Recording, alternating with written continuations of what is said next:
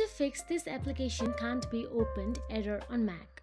So as you can see, I'm trying to open this app on my Mac, but the application can't be opened error is showing on my Mac. Now in order to fix this, first of all, simply go to the terminal app.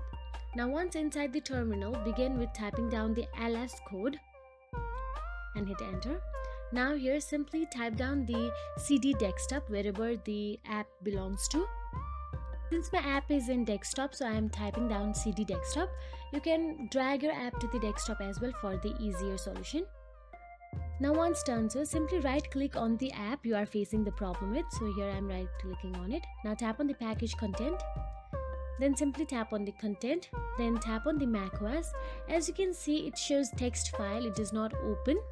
Now in order to fix this, simply type down the code I have written here. First of all, chmod plus x, then simply type down the name of the app you are facing problem, then .app/contents, and simply follow the same steps written here. After that, all you have to do is keep this moth's blood inside the single quotation. All you have to do is copy the name of this. Now simply paste it over between the single quotations. Now hit enter. And now the text file will convert into a running app.